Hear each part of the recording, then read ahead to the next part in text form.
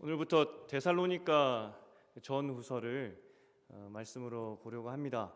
특별히 교회다움 이것을 한 해 우리 비전으로 삼았는데 어떻게 하는 것이 교회다워지는지를 특별히 데살로니가 이야기를 통해서 같이 나누었으면 좋겠습니다. 이 서신서는 예수님의 그 복음서 이후에 교회가 어떻게 세워졌는지를 쓴 기록의 책입니다. 그러니까 예수님의 제자들, 사도들, 그리고 초대 교회 성도들이 어떻게 교회를 세워갔는지 그 내용들이 서신서 내용이고요. 바울이 서신서를 많이 썼지 않습니까? 그 중에 이 데살로니가 전후서가 의미가 있는 것이 무엇이냐면 첫 번째 편지이기 때문입니다. 그가 이제 앞으로 많은 편지를 쓰게 될 것인데 처음 쓴 편지죠. 배경이 어떻게 되냐면 바울이 1차 전도 여행을 잘 다녀왔습니다. 거기 교회가 세워졌겠죠. 그 교회들을 위한 편지들 이후에 쓰게 되는데 어쨌든 지금 상황에서 1차 전도 여행을 잘 마쳤고요. 그럼 1차 전도 여행을 어디로 갔느냐? 예루살렘 근처 지역, 근처 나라들 중심으로 갑니다. 멀리 가는 게 부담이 됐을 것이고요. 또 상대적으로 예루살렘 근처에는 유대인들이 많이 살았겠죠. 해외로 나갔던 상대적으로 많이 사니까. 그 유대인들은 그 이민을 가더라도 회당을 꼭 짓습니다. 우리가 유대인들을 무시하면 안 되는 것이 종교적인 열심은 정말 대단합니다. 그래서 같이 회당을 만들어서 예배 드리게 되는데 이 바울도 유대인이지 않습니까? 같은 민족. 그러니까 같은 민족으로서 회당에 들어가서 같은 성경을 믿고 있지 않습니까? 모세오경. 그걸로 이제 전도하는 겁니다. 오경을 이야기하면서 사실 그 말씀 안에 있는 그 메시아가 예수다 이렇게 하면서 회당 안에서 전도했던 것이죠. 어쨌든 이 유대인의 열심이 얼마나 대단한지 제가 이민교회 섬길 때 교회와 저희 집까지 한 15km 정도 떨어져 있었는데 그 사이 길에 회당이 2개나 있었습니다. 그냥 지어진 회당이 아니라 정말 잘 지어진, 정말 멋있게 지어진, 거기서 안식일마다 예배드리고 절기 때마다 유대인들이 모여서 예배 드리는 것을 저는 보았습니다. 그만큼 유대인들이 모여서 회당에 모여서 종교적으로 굉장히 열심히 살았다 이거고요. 이제 사도행전 16장 이후에 보면은 바울의 전도 여행의 이야기가 잘 나와 있습니다. 그리고 이제 1차 전도 여행을 마치고 나서 이제 2차 전도 여행을 가야 되는데 2차 전도 여행의 그 루트는 어떻게 짰을까요? 원래 바울의 계획은 1차로 갔던 데를 한 번 더 둘러보겠다. 그게 계획이었습니다. 아직 이제 막 교회가 생겼기 때문에 한 번 더 돌아보면서 격려하고 가르쳐야 되겠다. 그렇게 생각을 했던 것이죠. 그런데 환상 중에 2차 전도 여행을 준비하는 중에 그 환상을 보게 됩니다. 마게도니아 사람들, 그러니까 바다 건너 쉽게 말해서 저 유럽에 있는 사람들이 그 와서 우리를 도우라 막 그러는 겁니다. 그래서 이거 하나님의 부르심이구나 싶어서 예루살렘 근처에 갔던 1차 전도 여행 그 루트가 아니라 더 멀리 바다 건너로 가기로 하게 되는 것이죠. 그리고 실제 이제 전도 여행을 떠나서 마게도니아, 그러니까 바다 건너로 최초로 들어갔던 그 도시가 빌립보였습니다. 빌립보에 가서 이제 바울이 했던 대로 열심히 전도를 한 것이고요. 역시나 그런데 문제가 발생을 합니다. 어떤 문제였냐면 그 여종, 귀신 들린 여종을 통해서 점쳐주고 돈 벌던 사람이 있었는데 그 여종에게 들린 귀신을 바울이 쫓아내버린 겁니다. 그 사람 입장에서는 그 돈벌이를 잃어버린 것이고요. 그리고 로마인 입장에서 그 유럽 사람들, 로마 문화에 익숙한 사람들 입장에서는 아니 귀신 들린 사람이 점쳐주고 하는 게 뭐가 잘못됐냐는 것이죠. 근데 바울이 귀신을 쫓아내버리니까. 그래서 이 사람들이 고발한 것이 무엇이냐면 로마 풍속과는 다른 것을 전한다 그러면서 고발을 했고요. 그리고 옥에 갇히고 죽도록 맞습니다. 그런데 그날 밤에 지진이 나고 바울과 실라는 도망가지 않았고 간수는 거기에 감동하여서 저 사람들은 누구일까 하여서 복음을 받아들이고 온 집안이 세례받는 일이 그때 일어나게 됩니다. 그리고 그때 바울이 시민권자라는 것이 드러나게 되는 것이죠. 여러분, 2000년 전이라고 무시하시면 안 되는 게 바울은 굉장히 법치 국가였습니다. 로마 시민권 가진 사람을 함부로 하면 큰일 납니다. 그 지금 바울이 무고하게 어쨌든 맞은 거 고발 어떤 조치가 없이 적법적인 조치가 없이 맞았기 때문에 바울을 때린 사람은 큰일 나는 겁니다. 로마 시민권에 대한 특혜를 줄 수밖에 없었던 것이, 그래야 로마 시민권을 가지고 싶어 할 것이고 또 로마인들에 대한 존경을 할 것이기 때문에, 그래서 로마 시민권자들을 함부로 하면 벌받게 법으로 굉장히 강하게 만들었다는 것이죠. 어쨌든 바울이 맞았습니다. 법의 절차 없이 큰일 났겠습니다. 그래서 도시의 지도자들이 정중하게 바울에게 부탁을 합니다. 떠나달라고. 이거 법적으로 문제가 되면 우리 다 큰일 나니까. 그래서 바울이 죽도록 맞고 부탁을 받아서 떠나게 됩니다. 그리고 떠나게 된 후에 간 도시가 이제 데살로니가 교회죠. 여러분, 그 바울이 1차 전도 여행뿐만 아니라 전도 여행 가운데 그 교회를 세우는 것이 절대 쉽지 않았습니다. 지금처럼 언제든지 로마 풍속을 어지럽힌다, 그렇게 고발받을 수도 있는 것이고, 또 로마 통치와도 맞지가 않죠. 황제 숭배를 거부하니까. 그러니까 당연히 대로마 제국의 영향 아래 있는 그 시대에 그 저기 속국의 유대 변방의 사람들이 믿는 그 이단 같은 종교를 믿을 리가 없습니다. 전도가 어렵죠.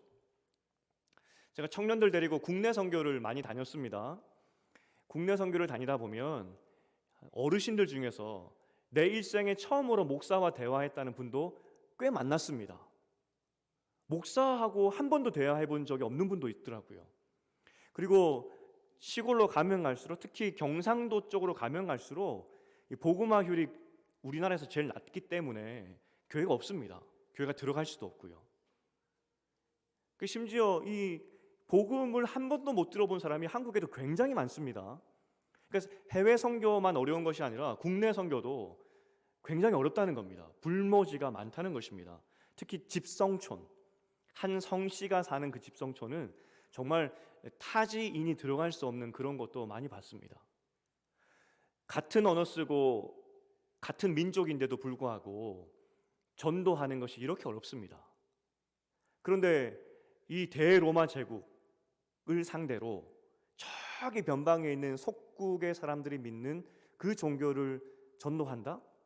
더군다나 그 내용이 로마 제국에 반대하는 내용을 포함하고 있는데 그게 전도가 되겠습니까? 더군다나 이 유대인, 본토 유대인, 핏속까지 유대인의 입장에서 한번 생각해 보겠습니다.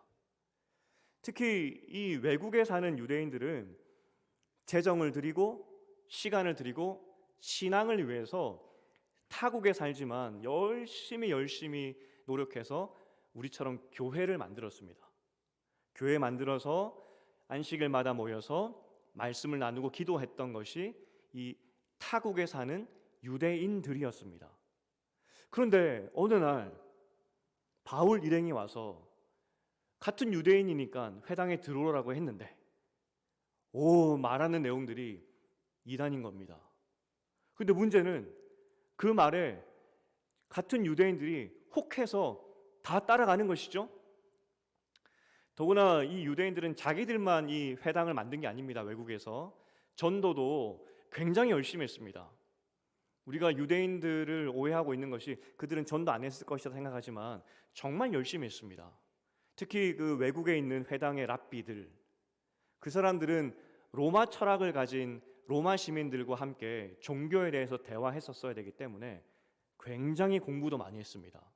세상 철학과 이겨야 되니까.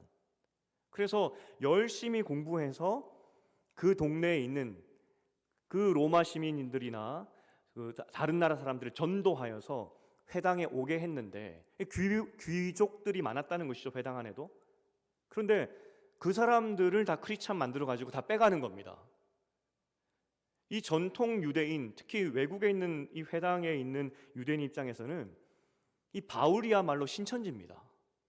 신천지가 교회 몰래 와서 성도 빼가듯이 열불이 나는 일이죠. 소문에 의하니까 예루살렘 본토에 지금 예수라는 사람 때문에 그 유대 종교가 막 흔들리고 싸움이 있었다고 했는데, 본토만 그런 줄 알았는데 이 사람들이 해외까지 나와가지고 유대 회당 와가지고 다 빼가니까 이것만큼 악랄한 이 신천지 같은 이것이 어디 있겠습니까?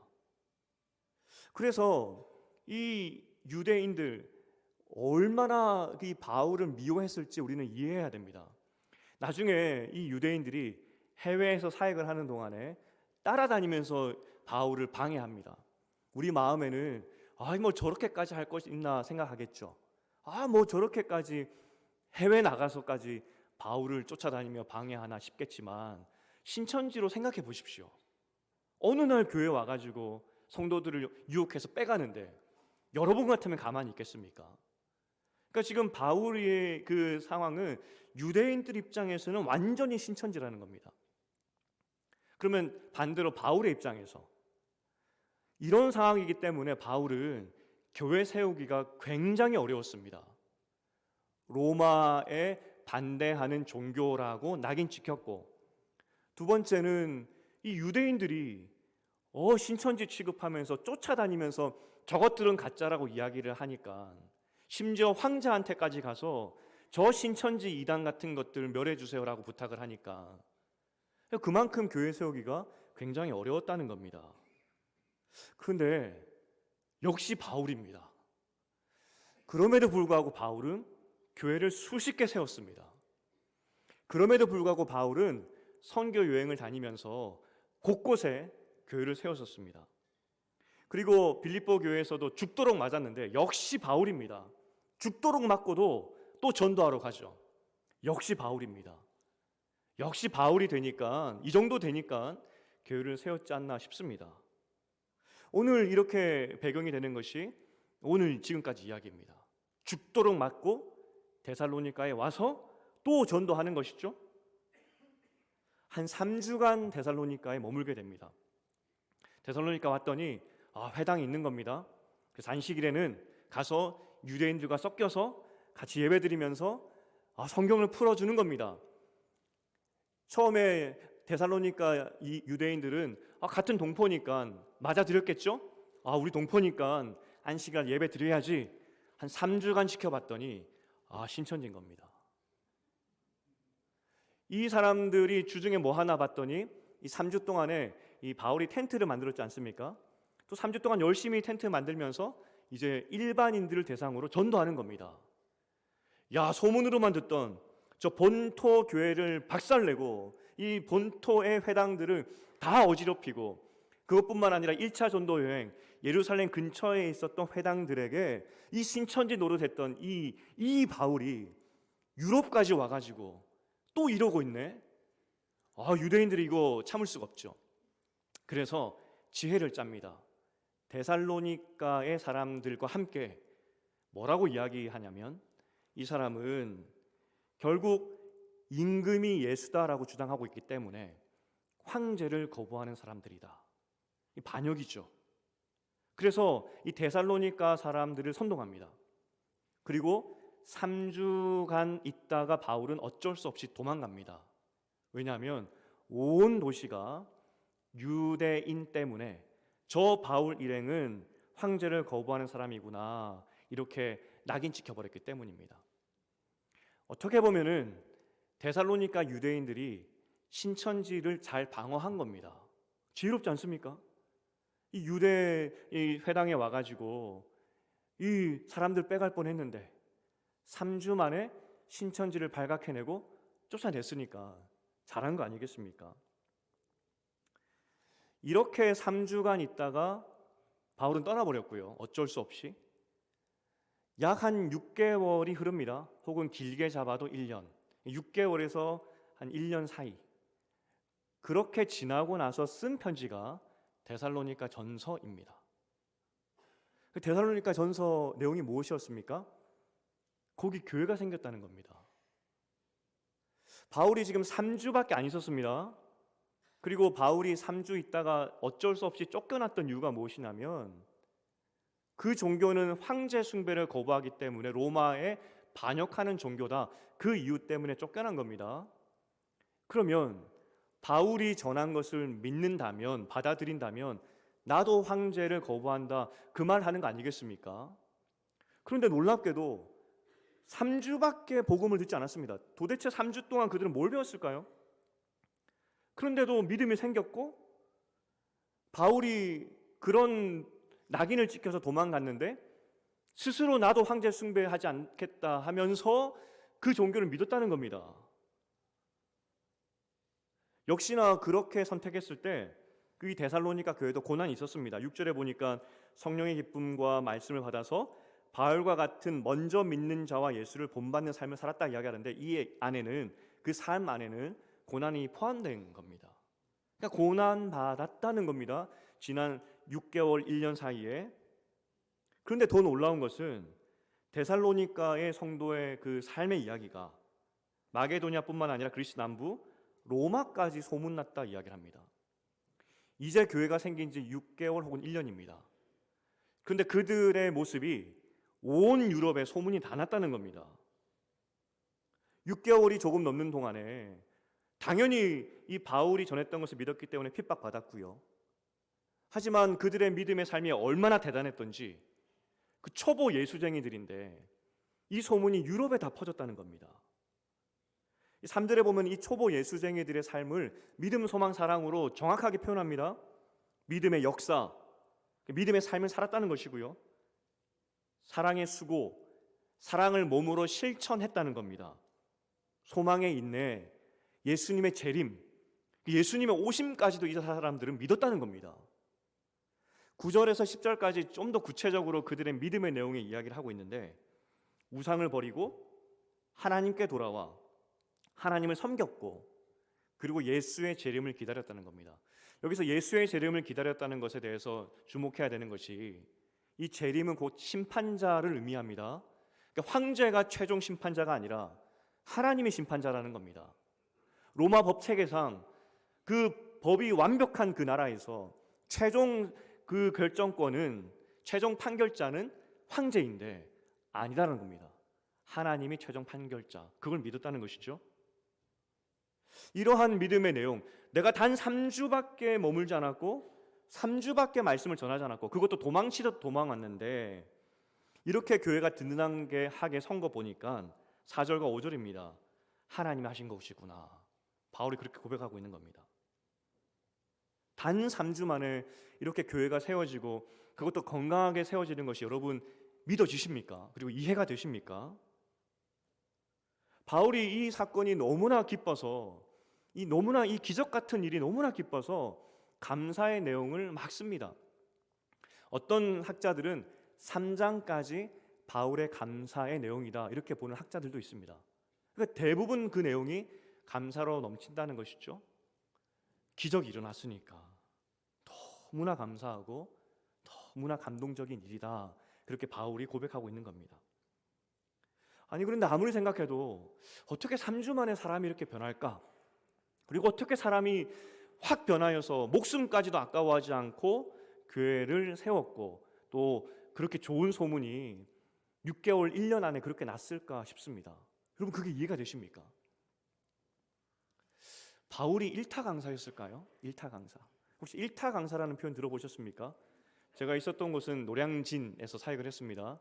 노량진에 가보면 학원들이 굉장히 많습니다. 학원을 홍보하기 위해서 일타 강사 사진들을 크게 출력해서 정말 건물 벽에도 붙여놓습니다. 무슨 과목은 누구, 무슨 과목은 누구, 이 사람의 과목만 들으면 이 과목은 문제 없다, 뭐 그런 거 아니겠습니까? 바울이 일타 강사였을까요? 정말 일타 강사의 수업을 듣기 위해서, 지금 코로나 이후에는 없어졌긴 했는데 코로나 전에는 여러분 새벽 기도 가시는 시간보다 더 이른 시간에 그 수험생 청년들이 일타 강사의 그 교실 문 앞에 줄을 섭니다. 그 강사가 전해주는 것을 맨 앞에서 들으려고, 그러면 합격할 수 있을 것이라는 생각들 때문에 집중하려고. 바울이 복음에 대해서 일타 강사였을까요? 우리 교회 안에 보니까 스승과 제자 관계도 참 많으시더라고요. 우리 스승님들이 일타 강사였기 때문에 우리 제자들이 교회에 다 남아있다 생각이 됩니다. 여러분 다 1타 강사들. 저도 복음에 대해서 1타 강사가 되고 싶습니다. 얼마나 복음을 잘 전했던지 3주 만에 교회를 하나 세워버렸는데 저도 그렇게 되고 싶습니다. 역시 바울은 남다른 것 같습니다. 그런데 정말 바울이 너무나 복음을 효과적으로 잘 전했기 때문에 3주밖에 안 됐지만 모든 성경을 통달할 정도로 완벽하게 그리고 완전하게 잘 전했기 때문에 이 사람들이 3주 만에 교회를 만들고 그리고 6개월 1년 만에 온 유럽에 소문이 나게 되는 그러한 결과를 가져온 것일까요? 사실 바울도 고백합니다. 하나님이 하셨다고. 내가 아니라고. 그럼 왜 하나님은 지금 이 1차 그리고 2차 선교 여행의 이 사건들 전무후무한 이 부흥을 다른 데는 찾아볼 수 없는 이 부흥을 왜 지금 이때 허락하시고 또 이것을 바라봤던 바울은 뭘 느꼈을까 하는 겁니다. 바울이 분명히 2차 전도 여행은 원래 자기의 계획대로 했다면은 예루살렘 근처로 갔을 겁니다. 계획대로. 그런데 하나님이 부르셔서 2차 전도 여행을 갔더니 자기가 상상하지 못했던 이 부흥을 보게 되거든요. 자기가 죽도록 맞아도 일어나지 않았던 그 부흥, 생명 걸고 예수를 전했지만 이런 부흥은 바울도 한 번도 본 적이 없습니다. 하나님이 보내서 갔더니 이 부흥을 봤다는 것이죠. 여러분 지금 이 사건을 이후로 바울은 앞으로 순교하기까지 15년을 대략 더 사역을 해야 됩니다. 사도로서. 이제 굳이 따지면 사도로서 사역 굉장히 초창기에 있었던 그 부흥의 경험입니다. 사실 이 사역의 초창기, 이 2차 전도 여행을 떠날 때 바울은 굉장히 자신감이 넘쳤었습니다. 이건 여러분도 다 아시는 내용이고 바울의 성품에 대해서 우리는 다 알고 있고 모든 학자들도 동의하는 내용이죠. 굉장히 자신감이 넘쳤습니다. 실제 그는 목표지향적이었고 신념에 가득 찬 사람이었습니다.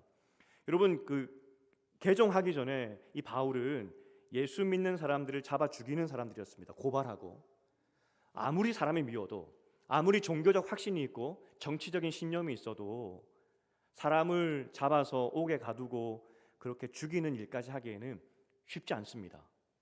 정말 마음 가운데 확신, 신념, 확고함이 없으면 그렇게 나서기가 쉽지 않다는 겁니다.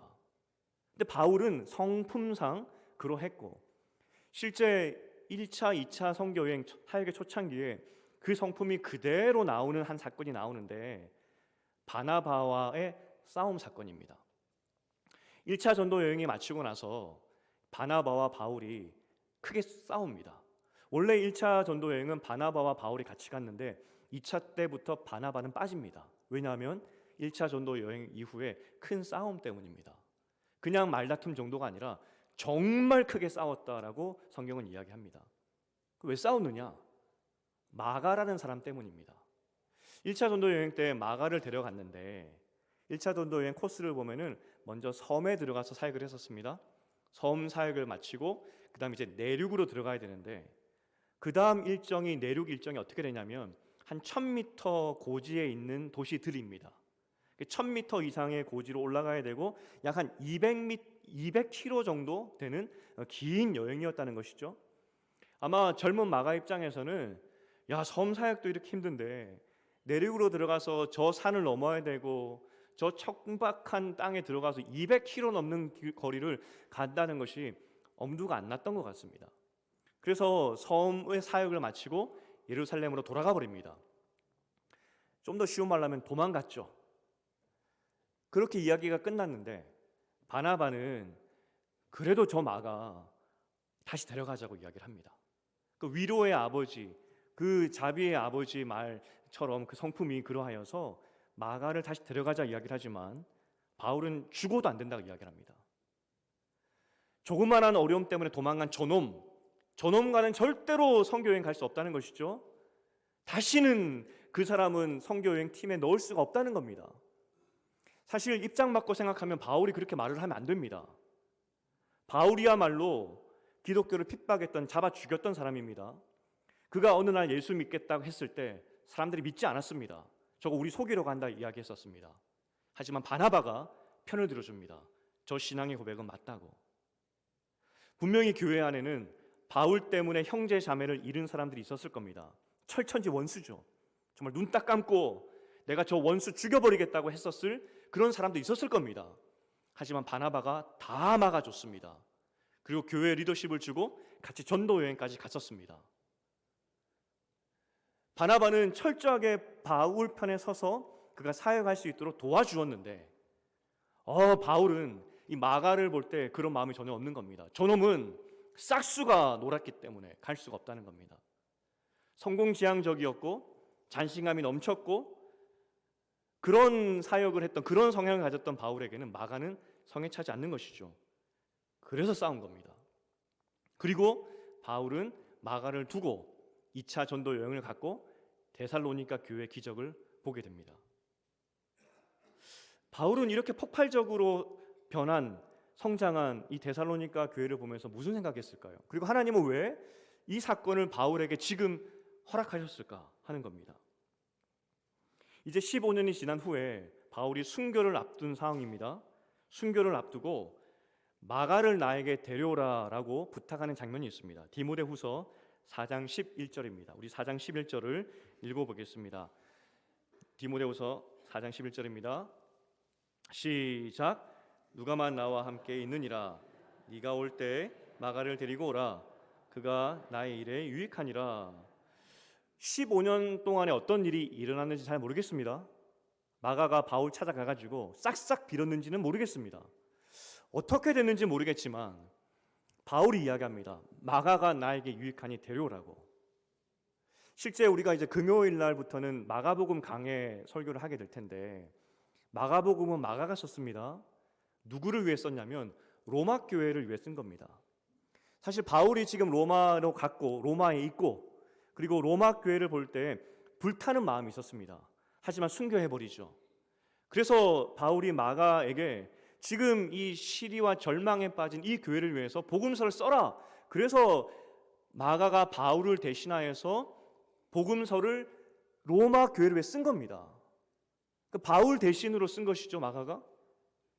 분명히 능력주의였고 신념과 추진력, 어떤 자신감으로 가득 찼던 이 바울이 어떤 계기가 있는지 모르겠지만 바울을 바라보는 눈이 바뀌었고 마가를 바라보는 눈이 바뀌었고 마가를 데려오라고 이야기하는 것입니다. 우리가 바울 이야기할 때 바울이 처음부터 겸손한 사도가 아니었다라고 다 알고 있습니다. 사역 초기에는 고린도전서 15장 선교여행 다닐 때 이야기입니다. 나는 사도 중에 맨 마지막이다 이야기를 합니다. 사역 중기쯤 되었을 때에는 에베소 3장입니다. 모든 성도 중에서 맨 마지막이다 이야기합니다. 사역의 말기 순교 직전에는 디모데 전서였습니다. 죄인 중에 죄인이다 이렇게 고백을 합니다. 오늘 이 사역 앞으로 15년간 교회를 세워가야 할 바울에게 하나님은 중요한 메시지를 던져주고 있는 겁니다. 사람의 능력이나 네가 가진 어떤 신념, 추진력 이것으로 내 사역하는 것이 아니라 나는 단 3주 만에라도 세상을 바꾸고 사람을 바꾸고 교회를 세울 수 있는 사람이다. 그런 하나님이다. 그걸 바울에게 보여주고 있는 겁니다. 사역 초기에는 절대로 저 사람은 사역자가 될 수 없다라고 정죄했던 바울이었는데 하나님께서 하나님 방법으로 일하시는 것을 15년 동안 경험했던 이 바울은 마가도 하나님의 손에 잡힐 때 하나님께서 쓰실 때 귀하게 쓰일 수 있구나. 그걸 경험했고 고백하게 되었다는 겁니다. 우리가 이 사역을 할 때 그리고 특별히 2024년을 계획하고 기도할 때 우리는 우리 신념과 우리 믿는 것이 있습니다. 우리 능력이 있고 또 자신감이 있을 수도 있습니다. 하지만 분명히 오늘 데살로니가 교회를 통하여서 이 사건을 통하여서 바울의 사역 초기에 말씀하시듯이 우리 삶 가운데 우리의 능력으로 실제로 되는 것은 아무도 없습니다. 하나님이 이끄실 때 하나님이 기적으로 임하실 때 단 3주 만에라도 바뀌는 것이 우리 인생인데 우리가 아무리 노력해도 될 수 없는 것이 정말 많은 것이 우리의 인생이다. 그걸 바울에게 보여주고 있는 것입니다. 그리고 이야기하는 것이죠. 사람의 능력 보지 말라고, 사람의 힘 보지 말라고. 그리고 마지막에 바울이 고백합니다. 마가를 나에게 데려오라고. 우리가 가진 것이 중요한 게 아닙니다. 우리가 어떤 능력을 가지고 있는지, 어떠한 것을 할 수 있는지, 그것이 중요한 것이 아니라 하나님께서 우리 삶 가운데 임하셔서 이끌기 시작한다면 단 3주 만에라도 뒤바뀌는 것이 우리 인생이라는 겁니다. 사람이 아무리 완벽하게 계획한다 할지라도, 내 스텝을 하나하나 다 계획한다 할지라도 우리가 할 수 있는 것은 아무것도 없고요. 하지만 하나님께 맡길 때 하나님께서 단 3주 만에라도 모든 것을 바꿀 수 있는 그 힘으로 우리 가운데 임하신다는 것입니다. 여러분, 새해를 시작하고 있습니다. 어떤 마음으로 한 해를 시작하셨습니까? 또 어떻게 한 해를 또 이끌어 가시겠습니까? 간절히 바라기는 바울이 밀었던 그 신념, 그 능력주의 다 버리시고 하나님께서 일해달라고, 하나님께서 일을 해달라고 맡기시는 여러분 되시기를 축복드립니다. 그럴 때 단 3주 만에 일어났던 그 하나님의 놀라운 역사가 여러분 삶 가운데 일어난다는 겁니다. 사실 지금 제가 여기까지 설교한 것이 딱 절반입니다. 제가 사람의 생각으로 설교를 열심히 준비했는데 이 설교도 제가 하는 것이 아니구나 오늘 연초에 또 느꼈습니다. 더 하면 여러분 안 되기 때문에 이제 마무리하려고 합니다. 우리가 많이 계획합니다. 철저하게 계획을 합니다. 저도 철저하게 설교를 준비했습니다. 하지만 생각보다 우리의 생각과 계획대로 되는 것이 참 없는 것이 인생입니다. 자신감에 넘쳤던 바울에게 하나님은 오늘 데살로니가에 단 3주 만에 있었던 벌어졌던 이 이야기를 통하여서 앞으로 네 사역, 네 힘으로 하는 것이 아니라 내가 한다라는 것을 명확하게 보여주고 계시는 것입니다. 우리가 한 해를 시작하고 있습니다. 오늘 이 시간 우리가 다시 한번 결단하고 마음에 다짐해야 될 것이 무엇이냐면 하나님, 내 생각과 내 계획, 내 능력을 내려놓겠습니다. 단 3주 만에라도 모든 것을 바꾸실 수 있는 그 능력 많으신 하나님께 모든 것 맡겨드리겠습니다. 그러할 때 단 3주 만에라도 목숨 걸고 교회를 세우는 하나님을 사랑하는 사람들을 만드셨던 그 하나님의 능력이 우리 가운데 임하실 줄 믿습니다. 그 하나님과 함께 정말 큰 부흥, 그 하나님과 더불어 여러분 삶 가운데 전무후무한, 지금까지 기대하지도 못했고 상상하지도 못했던 그 하늘의 평안이 여러분 삶 가운데 흘러넘치기를 주님의 이름으로 축복드립니다. 이제 우리 마지막으로 찬양 드리고 싶은데 내 주는 강한 성이요라는 찬양입니다. 우리 삶의 강한 성은 내 능력이 아닙니다. 내 힘이 아닙니다. 하나님이 내 성 되시고 내 힘이 되시기 때문에 우리는 이길 수 있다는 겁니다. 올 한 해를 나의 성이 되어 주시고 나의 힘이 되어 주시옵소서. 우리 1, 2절 같이 부르고 3절은 목소리로만 힘있게 찬양하시겠습니다. 다 함께 일어나서 1년을 맡겨드리며 찬양하시겠습니다.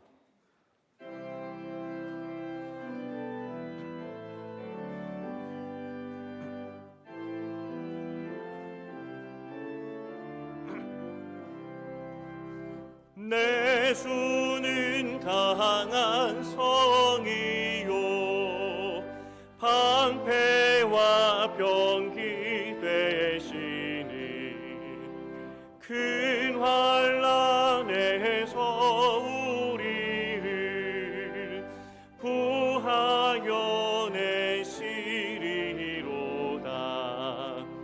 예 원수 마귀는 이때도 힘을 써 모략과 권세로 무기를 삼으니 천하에 누가 당하랴.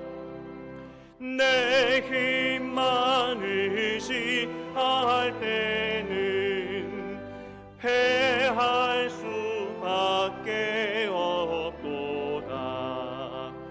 힘 있는 장수 나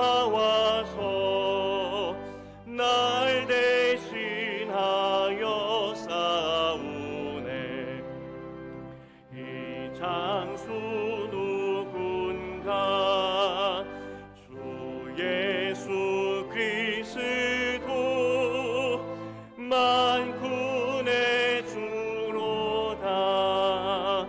당할 자 누구랴.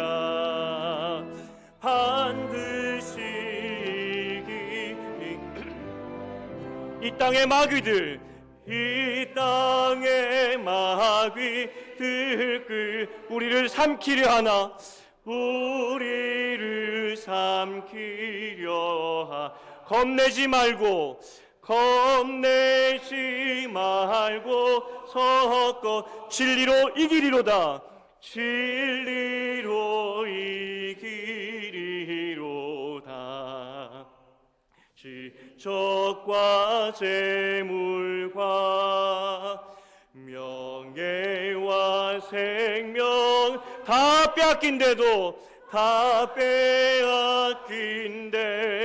진리는 살아서 그 나라 영원하리라. 그 나라 영원하리라.